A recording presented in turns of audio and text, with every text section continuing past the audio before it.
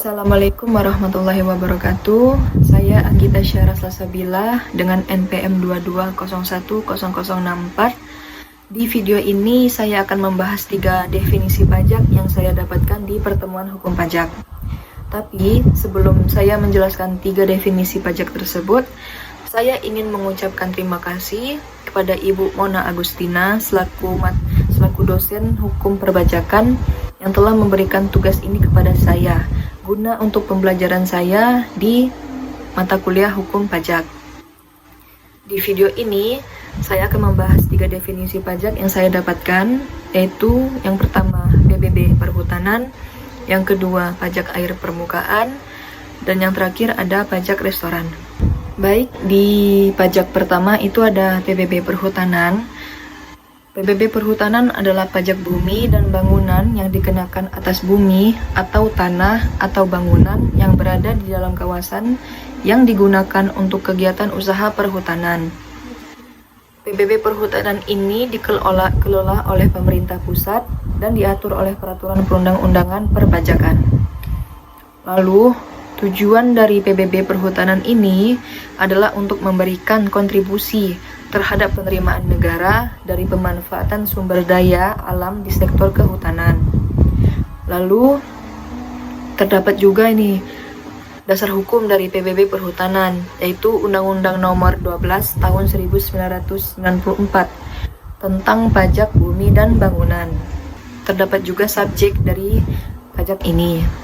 Subjek pajak PBB di sektor perhutanan adalah pihak yang dikenakan kewajiban pajak, yaitu orang pribadi atau badan yang secara nyata memiliki satu atau beberapa hal berikut atas objek pajak PBB di sektor perhutanan.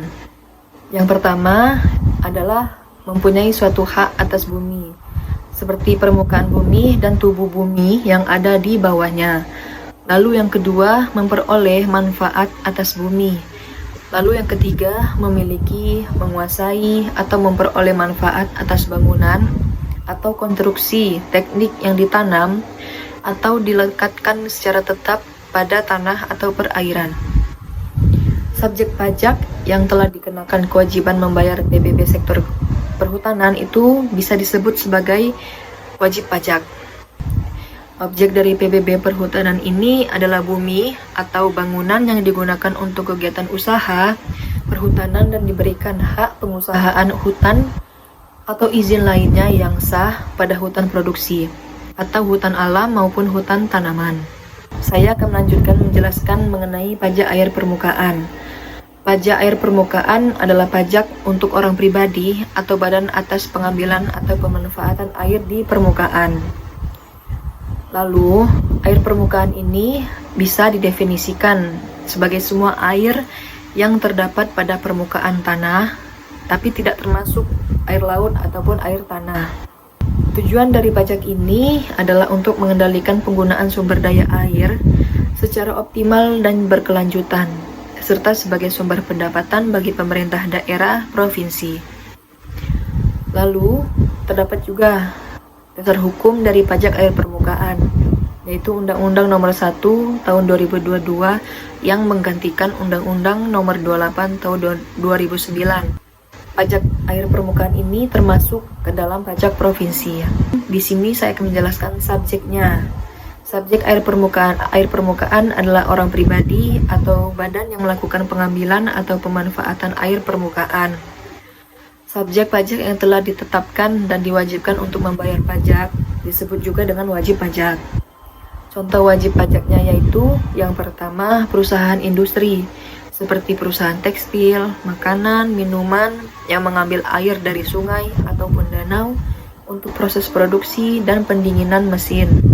Lalu yang kedua, ada pembangkit listrik seperti perusahaan pembangkit listrik tenaga air atau PLTA yang memanfaatkan aliran air untuk memutar turbin. Lalu yang ketiga, ada perusahaan pertambangan seperti perusahaan yang mengambil air dari sungai untuk kegiatan pencucian hasil tambang atau operasional. Lalu yang keempat, ada perusahaan penyediaan air bersih. Contohnya seperti perusahaan daerah air minum atau PDAM atau badan usaha sejenis yang mengambil air permukaan untuk diolah dan distribusikan kepada masyarakat. Walaupun nantinya seringkali ada pengecualian atau tarif khusus. Terdapat juga objek pajak dari air permukaan, yaitu yang pertama air sungai, yang kedua air danau atau waduk, yang ketiga air saluran atau kanal irigasi, dan yang terakhir ada air dari mata air. Lalu ada pajak restoran yang akan saya jelaskan, yaitu pajak atas layanan penyediaan makanan dan minuman. Restoran sendiri itu memiliki arti yang sangat luas dan mencakup semua tempat, seperti rumah makan, kafe, bar, dan warung. Pajak restoran dikenakan pada nilai jual atau jumlah pembayaran yang diterima oleh pihak penyedia jasa atau restorannya. Pajak ini dikategorikan sebagai pajak tidak langsung. Kenapa begitu? Karena beban pajak secara ekonomi ditanggung oleh konsumen atau pelanggan yang dikenakan pada tagihan akhir. Akan tetapi, kewajiban administratif untuk memungut, menghitung, dan juga melaporkan kepada kas daerah dibebankan kepada pengusaha restoran tersebut selaku wajib pajak.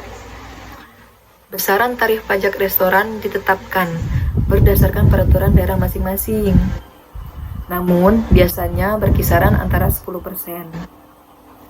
Terdapat dasar hukum dari pajak restoran ini adalah Undang-Undang Nomor 1 Tahun 2022. Setelah pengertiannya tadi, terdapat subjek dari pajak restoran ini. Subjeknya itu adalah konsumen atau pihak yang menikmati pelayanan makanan atau minuman yang disediakan oleh restoran.